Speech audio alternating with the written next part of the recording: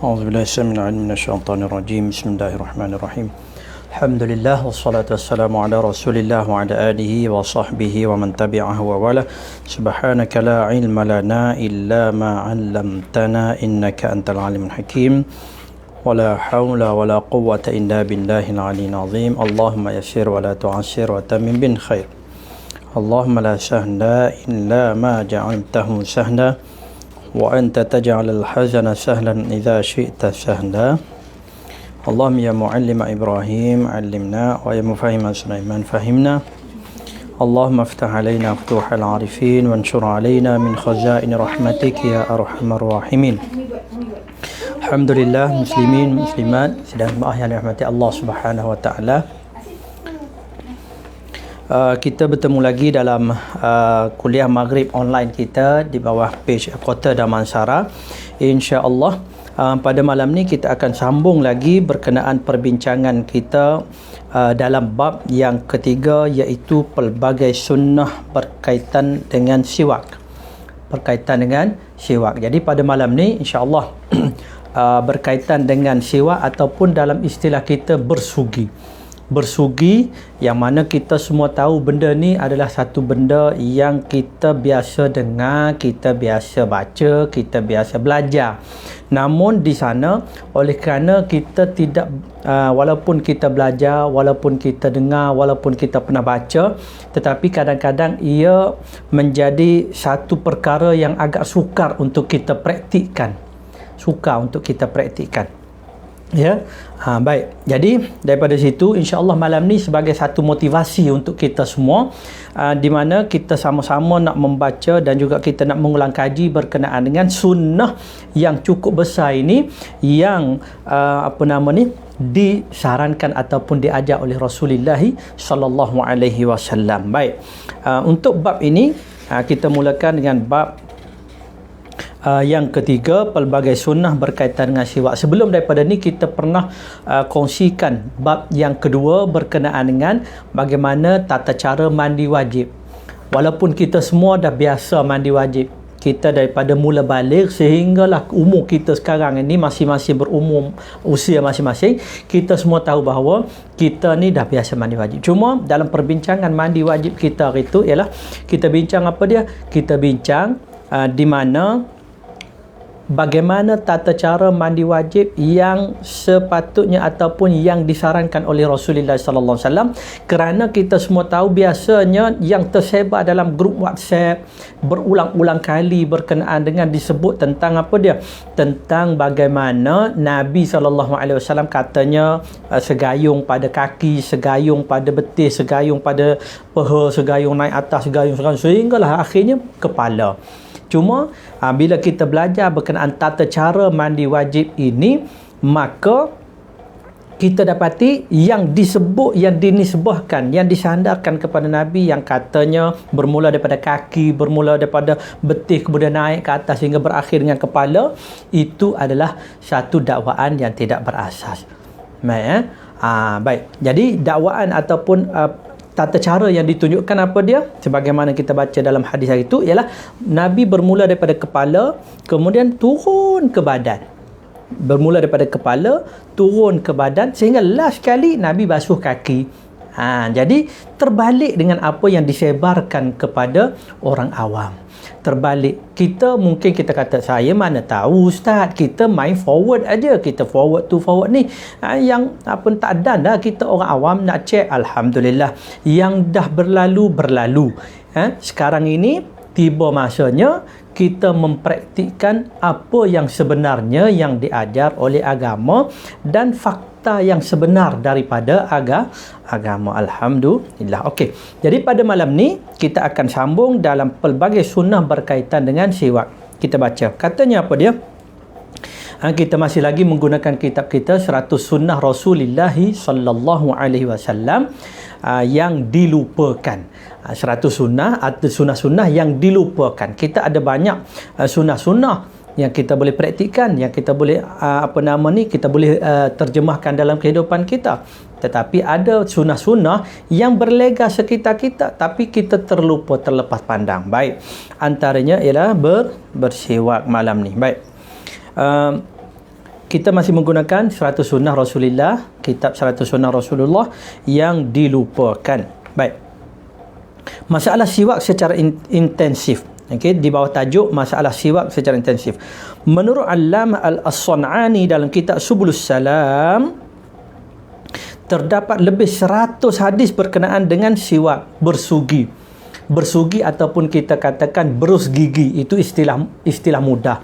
Bukan saja berus gigi, bila kata bersugi bukan saja berus gigi tetapi membersihkan mulut. Dalam kita punya badan ini, ada dipanggil ciri-ciri kebersihan yang diajar oleh agama. Ciri-ciri kebersihan. Ada ciri-ciri kebersihan pada kepala, mana kawasan kepala, ada ciri-ciri kebersihan pada seluruh anggota badan. Okey. Ciri-ciri kebersihan pada muka, iaitu apa dia? Pertama, kepala kita. Nah, kepala kita macam mana? Kata Nabi, man kana lahu sya'run falyukrimhu. Ciri-ciri kebersihan pada kepala kita ni antaranya ialah Nabi kata, sesiapa yang ada rambut ataupun bulu badan, falyukrimhu, tolong hormati ataupun jaga dia dengan baik. Sebab tu jaga dengan baik macam mana? Nabi SAW ajar apa dia? Contohnya, kalau kita ni sikat rambut. Nah, walaupun benda biasa je, sikat rambut aja, tapi Nabi ajar. Cara sikat rambut Nabi ajar. Ya, Nabi ajar mulakan yang kanan, sikat sebelah kanan dulu. Nak gunting rambut, mulakan gunting sebelah kanan dulu. Sekarang ni alhamdulillah kita punya kedai gunting dah pun dibuka. Alhamdulillah, tahniah dan terima kasih kepada kerajaan dan juga syukurnya para penggunting rambut, kerana dah dibuka kedai, alhamdulillah. Dan gunting rambut, Nabi ajar juga cara nak gunting rambut, iaitu kata Nabi, ambil sebelah kanan dulu. Gunting rambut, kalau kita nak ikut sunnah Nabi ataupun nak ikut, dia panggil dapatkan pahala add on, walaupun gunting rambut aja. Ya, gunting rambut aja, add on. Apa dia? Kata Nabi, gunting sebelah kanan dulu. Macam kita bertahallul, kita gunting rambut umrah, moga Allah Subhanahu Wa Taala buka pintu untuk kita mengerjakan umrah, mengerjakan haji. Amin ya rabbal alamin. Pakat-pakat doa sahabat-sahabat. Sebelum tu kita pakat-pakat share kuliah kita pada malam ni berkenaan dengan kebersihan diri, iaitu bersugi. Baik, saya ulang. Kita bincang tadi di mana bab rambut. Man kana lahu sya'run falyukrimhu, bermula daripada rambut. Siapa ada rambut, kata Nabi, kena jaga dengan elok, muliakannya. Maka caranya bila bergunting, kata Nabi, gunting sebelah kanan dulu. Nah, jangan gunting sebelah kanan saja, maknanya gunting sebelah kanan. Kalau nak sikat sebelah kanan dulu. Style macam mana? Baik, katanya kalau kita nak ikut style Nabi jaga kebersihan, Nabi farraqa, Nabi belah, dia punya bahagikan dua bahagian, sebelah kanan dan sebelah kiri. Tapi bagi kita, bila nampak bahagi sebelah kanan sebelah kiri tu, kita nampak apa dia? Kita nampak macam alah, CV lah pula budak ni. Nah, macam budak CV skema betul budak ni, kita duk rasa begitu ya. Tapi itulah yang terbaik. Adakah cara lain tak boleh? Boleh, tak ada masalah. Sekiranya tidak menggambarkan imej sesuatu kaum yang lain daripada agama Islam, menggambarkan satu imej kumpulan yang sesat, tak boleh. Kita gunakan rambut pacak, skinhead contohnya, menggambarkan kumpulan yang buruk akhlaknya, maka hukum dia paling minima makruh. Baik, kata Nabi, falyukrimhu, maka hendaklah dia jaga dengan baik. Kemudian lagi apa dia? Contoh itu contoh, maknanya sikat rambut, gunting rambut. Kemudian apa lagi? Bawah tu kita punya jambang kita, yang ada jambang. Kita punya bulu hidung, kata Nabi SAW, jaga bulu hidung tu. Kemudian kita punya misai. Siapa yang ada misai, maka kata Nabi, qassus syawarib, kita potong misai kita. Potong misai kita. Begitu juga i'fa'ul lihyah, kita trim ataupun kita biarkan janggut tu ada keluar sikit. Biarkan janggut tu keluar. I'fa'u al-liha. Baik. Misai kita ni jangan biarkan dia panjang sampai dia pun minum sekali dengan kita. Kita minum air, dia pun minum air sekali dengan kita. Jangan gitu. Begitu juga dalam antara lain ialah bersugi, menjaga kebersihan mulut. Jadi malam ni kita bincang berkenaan dengan ciri-ciri khisalul fitrah yang disebut dalam agama dengan istilah khisal fitrah. Ciri-ciri kebersihan, nak kata semula jadi ke ataupun kebersihan fitrah. Memang sebagai seorang manusia kita jaga benda tu. Baik, sahabat-sahabat, jadi antara yang kita bincang, kita ambil satu part malam ni ialah bersugi. Dan insya-Allah kita akan bincang dalam pertemuan kita ini nak bersugi ataupun kita panggil menjaga kebersihan mulut, bagaimana kita menggunakan alat apa yang kita nak gunakan. Kita nak bincang insya-Allah penggunaan, kalau alat tersebut yang terbaik alat apa dia, bagaimana saiz dia, panjang dia macam mana, dan bagaimana cara menggunakannya. Begitu juga isu iaitu apakah bila kita gunakan ekstrak daripada kayu sugi itu termasuk dalam bersugi, ataupun kita menggunakan berus gigi biasa termasuk dalam bersugi. InsyaAllah kita akan cuba kongsikan dalam pertemuan kita pada malam ni, insyaAllah. Baik, yang pertama sahabat-sahabat ialah berkenaan dengan, katanya kelebihan bersugi lebih daripada 100 hadis berkaitan dengan siwak. Kata siapa dia? Kata Al-Allamah San'ani. Baik, katanya, baik, ciri-ciri kayu sugi. Yang dulu kita guna kayu sugi. Baik, walau bagaimanapun kita bincang juga kayu sugi malam ni. Okey. Cuma katanya apa yang menghairankan, terdapat begitu banyak hadis namun tidak dipedulikan oleh orang ramai, termasuk para alim ulama, termasuklah yang bercakap mungkin. Kebersihan gigi. Tuan-tuan, alhamdulillah saya belajar di Pakistan dulu.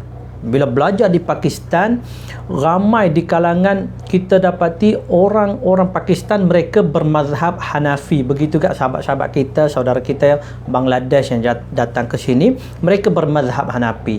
Dan tuan-tuan boleh tengok bagaimana bila bermazhab Hanafi, dia punya takbir pun lain. Mereka tak angkat tangan, intiqalat, Allahu Akbar, Allahu liman hamidah. Dah bangun daripada tahiyat awal, Allahu Akbar, tak ada.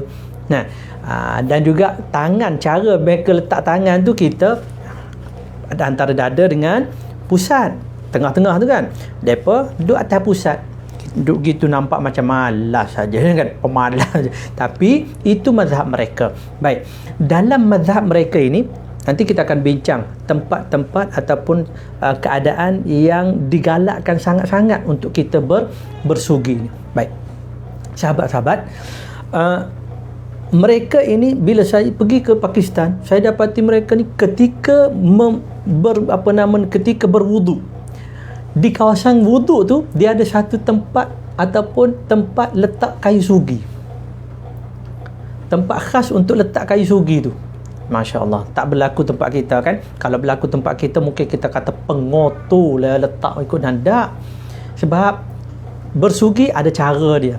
Tapi nak sebut mereka bersugi, sebelum berwuduk bersugi, semasa nak solat pun bersugi juga. Bersugi. Sebab apa dia? Sebab nak solat ni nak bertemu dengan Allah. Bila nak bertemu dengan Allah SWT, kita nak bertemu dengan yang di Pertuan Agong, nak bertemu dengan PM, nak bertemu orang besar pun, kita penampilan kita tentu menarik. Penampilan kita, pakaian kita rasmi, bukan pakai selipar Jepun. Tak pakai selipar Jepun, kita tak pakai seluar pendek. Walaupun sekarang orang berurusan di kaunter-kaunter kerajaan, orang suruh pakai sopan, bagi mereka seluar pendek sopan, pakai dan selipar Jepun apa semua kan, ramai juga begitu.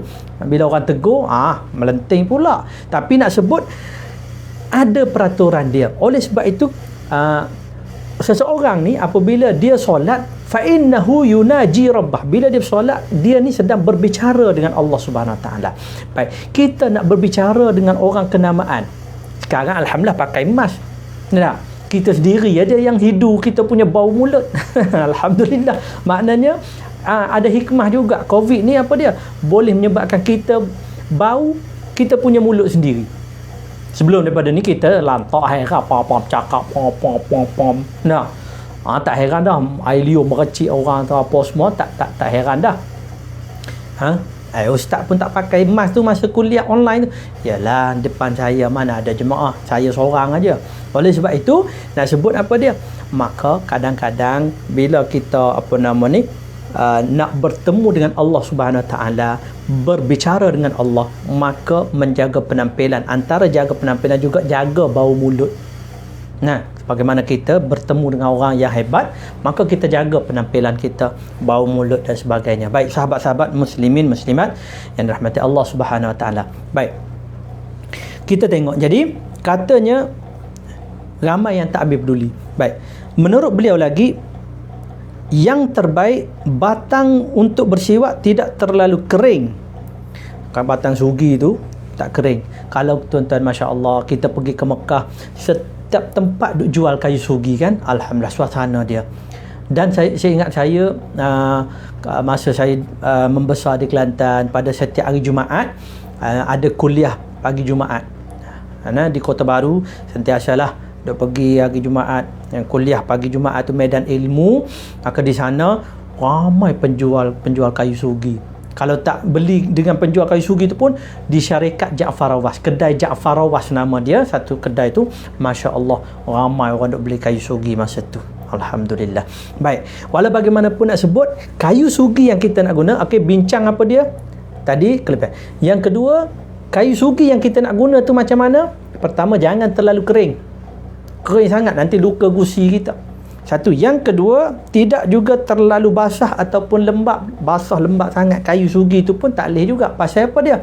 Pasal tidak dapat menghilangkan kotoran yang seharusnya dihilangkan. Kita tu kan, celah gigi apa semua tu, maka tak dapat. Baik, jadi saiz kayu sugi yang kita nak itu ialah dalam satu riwayat disebut satu jengkal ni. Jengkal. Daripada ni, jari ni, ibu jari sehinggalah jari kelingking.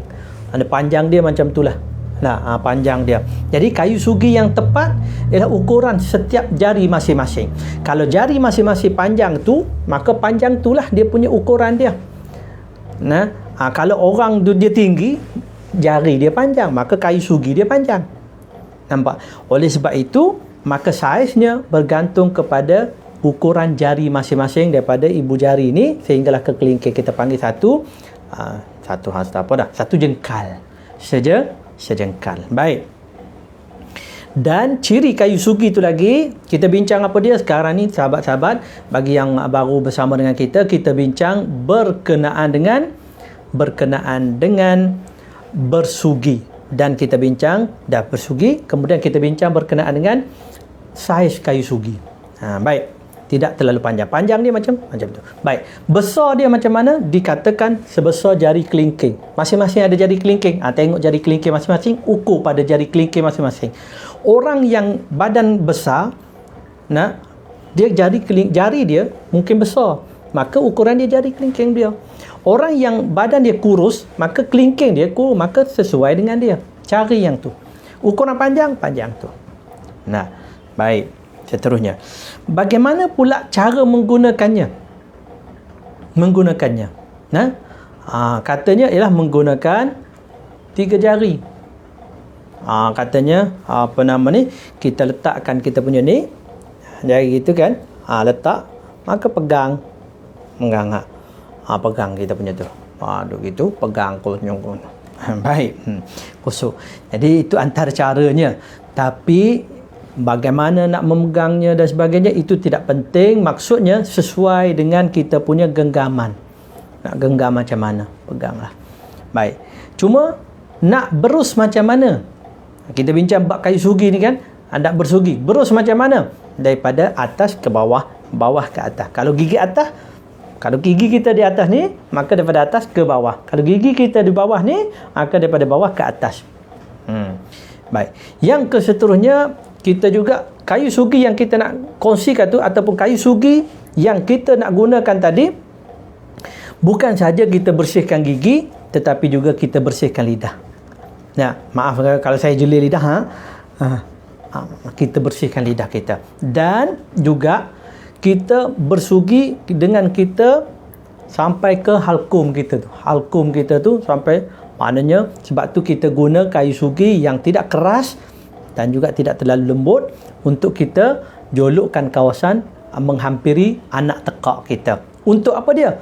Dengan tu boleh mengeluarkan balgham, boleh mengeluarkan kahak kita. Sehingga Nabi SAW disebut Nabi bersugi sehingga bunyi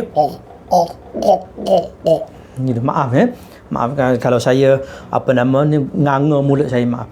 Jadi Nabi ni dia bersugi sehingga bunyi ke dalam tu, sebab dia jolok ke dalam. Baik, untuk apa dia? Boleh mengeluarkan kahak yang ada dalam tekak kita. Baik, kita ulang balik. Okey, jadi tadi kita bincang kayu sugi berkenaan dengan saiz dia macam mana, panjang dia macam mana, dia punya ukur lilit dia macam mana, diameter dia macam mana, dan juga kita pernah bincang berkenaan dengan kondisi kayu sugi tadi. Baik, kita tengok lagi. Sehingga kan disebut dalam ni Nabi SAW ketika nak meninggal pun Nabi masih lagi ada kayu sugi pada tu dia. Baik. Nanti kita bincang bincang apa dia, bagaimana kalau kita guna berus gigi yang sekarang ni, boleh ke tidak? Sahabat-sahabat muslimin muslimat, asalnya ialah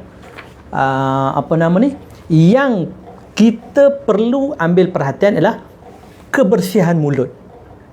Dengan menggunakan apa sahaja cara sekalipun, maka ia telah pun menepati kebersihan, menjaga kebersihan mulut. Guna apa sahaja, maknanya kayu sugi ke, kita guna berus gigi ke, ataupun kita guna ubat gigi biasa ke, yang penting bila kita guna benda tersebut, ia menepati ciri-ciri menjaga kebersihan. Cuma untuk pahala tambahan ialah kalau kita menggunakan kayu sugi, itu pahala tambahan. Yang utamanya, matlamatnya ialah nak menjaga kebersihan kita. Kalau kita ada kayu sugi, itu boleh add on. Alhamdulillah, mungkin moga-moga dapat pahala tambahan kerana kita mengikuti yang disarankan oleh Nabi SAW. Okey, jadi itu yang kedua. Oleh sebab itu, apa sahaja, sama ada kita guna ekstrak kayu sugi. Ustaz, kalau kita guna ubat gigi ekstrak kayu sugi, maka dapat pahala ke tidak? Dapat pahala kerana kita menjaga kebersihan. Dapat pahala kerana kita menggunakan benda yang boleh membersihkan kawasan mulut kita. Baik, menggunakan ekstrak kayu sugi itu dapat pahala ke tidak? Yang tu saya tak berani kata dapat pahala ke tidak. Moga-moga dapat pahala. Moga-moga dapat pahala. Nak kata dapat pahala, sebab urusan dapat pahala tak dapat tu bukan kita, tapi aspeknya la'alla, sebagaimana kata Imam Abu Hanifah, semoga dengan kita berusaha menepati apa yang dianjurkan oleh agama, kita dapat pahala. Moga-moga, la'alla. Sebagaimana konsep kita masuk ke masjid, masa tu orang azan. Bila orang azan, kita nak solat tahiyat ke ataupun nak solat sunat qabliyah, kan? Maka Imam Abu Hanifah kata solat sunat qabliyah terus. Moga-moga solat sunat tahiyat termasuk dalam qabliyah tadi, pahalanya kita dapat. Jadi dalam bab ni pun, moga-moga dengan kita menggunakan ekstrak kayu sugi dan sebagainya, Allah kurniakan pahala kepada kita. Baik. Seterusnya kita dapati Nabi SAW, Huzaifah katanya, kana Rasulullah idza qama min al-lail yashu sufah bisiwak. Nabi SAW bila bangun malam, dia akan mulakan dengan membersih gigi. Baik. Ini satu kisah daripada Aisyah radhiyallahu anhu. Untuk akhirnya kita pada malam ni, insya-Allah, katanya apa dia? Kita akan sambung dalam pertemuan kita yang kedua, siri yang kedua berkenaan sugi banyak. Baik. Nanti kita akhiri malam ni dengan kita membaca sebuah kisah berkenaan sugi daripada Nabi SAW. Kisah dia macam mana? Katanya, dakhala Abdurrahman ibn Abi Bakr as-Siddiq radhiyallahu ala Nabi sallallahu alaihi wasallam wa ana musnadatuhu ila sadri. Wa ana musnadatuhu ila sadri. Wa ma'a Abdurrahman siwakun ratbun yastannu bihi. Fa'abaddahu Rasulullah sallallahu alaihi wasallam basarah. Panjang hadis ni, terjemahan dia kata apa dia, Abdul Rahman bin Abu Bakar As-Siddiq menemui Nabi sallallahu alaihi wasallam. Ketika itu Nabi bersandar pada Aisyah. Nabi kata masa tu Nabi bersandar. Bila ni? Ketika mana saat Nabi sallallahu alaihi wasallam gering sakit. Jadi Abdul Rahman bin Abu Bakar, abang kepada Aisyah radhiyallahu anha, ada kata adik pada Aisyah, walau bagaimanapun maknanya adik-beradik Aisyah. Dia masuk, dia tengok Nabi. Aisyah kata masa tu Nabi bersandar kepada aku, bersandar ke dada. Baik. Lalu Nabi SAW duk pandang kepada kayu sugi yang ada di apa nama ni, pada Abdul Rahman bin Abu Bakar. Nabi duk tengok kayu sugi tu. Bila Nabi duk tengok kayu sugi, Aisyah kata, wahai Rasulullah, nak guna kayu sugi tu ke?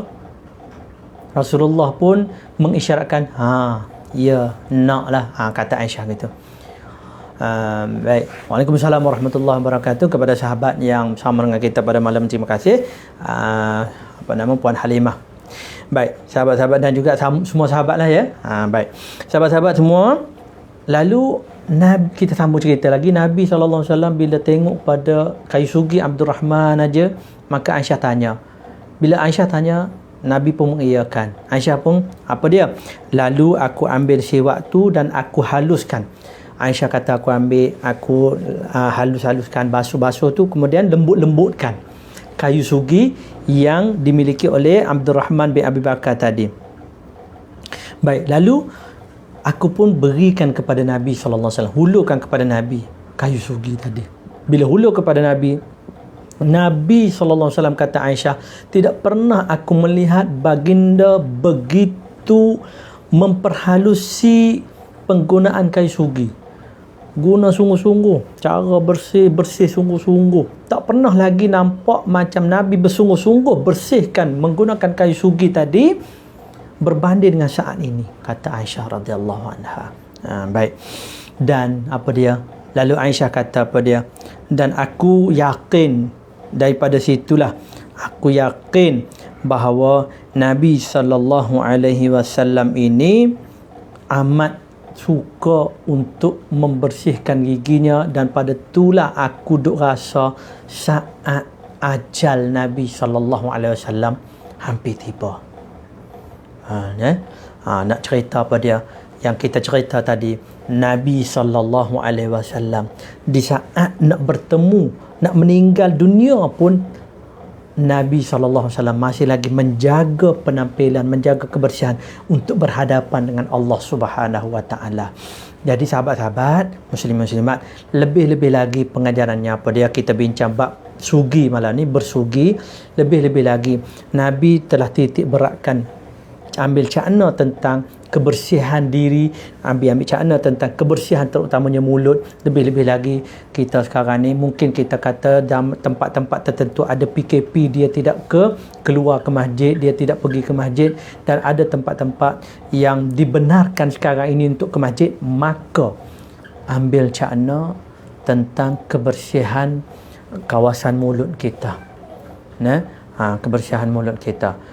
Mungkin sekarang kita tak terasa pasal kita pakai mask, tapi kita sendiri boleh rasa, boleh hidu kita punya bau nafas kita sendiri. Maka tahulah kita bahawa kita semua perlu menjaga kebersihan mulut, kebersihan diri, penampilan diri di hadapan manusia, lebih-lebih lagi di hadapan Allah Subhanahu wa taala. Insya-Allah sahabat-sahabat, dalam pertemuan kita yang akan datang, insya-Allah kita akan bincang berkenaan dengan bersugi dalam siri kita yang kedua nanti, insya-Allah.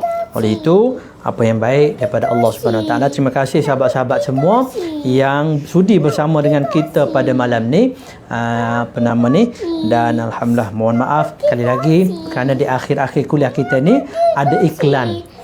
InsyaAllah. Oleh sebab itu sahabat-sahabat, terima kasih yang sudi bersama dengan kita. Moga-moga apa yang kita ada pada malam ni, bersama dengan kita pada malam ni, Allah SWT letak kita di dalam kurniaan pahala dalam majlis ilmu. Wallahu alam. Aqul qali hadza wa astaghfirullah li wa lakum. Assalamualaikum warahmatullahi wabarakatuh.